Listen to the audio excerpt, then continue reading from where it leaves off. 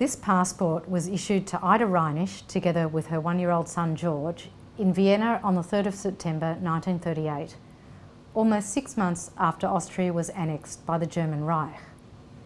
The red J denotes that she is Jewish. The name Sarah is stamped over her name as from August 1938, it was decreed that all Jewish women were to be known as Sarah and all Jewish men as Israel. Removal of their individual identities was one of the initial steps in the dehumanisation of Jewish people. Ida Glass was born in 1908 in Vienna, Austria. After Germany's annexation of Austria, she and her husband Bernard made preparations to leave. They applied to emigrate to a number of countries, including Australia.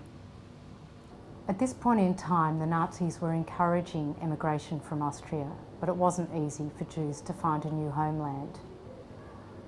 Even if Jews had a sponsor, it often involved standing in a queue outside an embassy for hours or even days. In the first 6 months of 1938, 50,000 Jews left Austria. On the 5th of October 1938, the German government demanded all Jews to submit their passports to be stamped with a J. This came about in response to discussions with Swiss authorities who were complaining to the German government that too many Jews were fleeing across the border. The large red J stamp would enable Swiss, Hungarian and Czechoslovakian border guards to tell who was Jewish, and those identified as Jews could be turned back.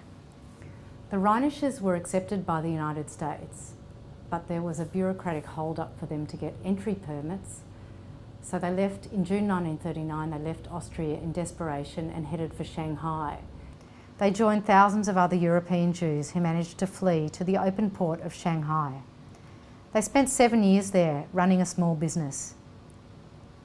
In 1945, they reapplied to come to Australia and were accepted, arriving in Melbourne in 1947. Ida died in 1997 and her son George passed away in 2002. He wrote many books about his experiences, including Shanghai Haven, where he documents this period of their lives. There were 158,000 Jews living in Austria in 1938 when Hitler arrived. The 120,000 or so Austrian survivors really owe their lives to having an opportunity to flee and find a safe haven in that period in 1938. So what is important about the red J star is not whether it was the Nazis' need to label the Jews clearly on their passports or whether the Swiss authorities maybe were involved in suggesting some sort of marking would make it easy to identify Jews fleeing the country and crossing into their border.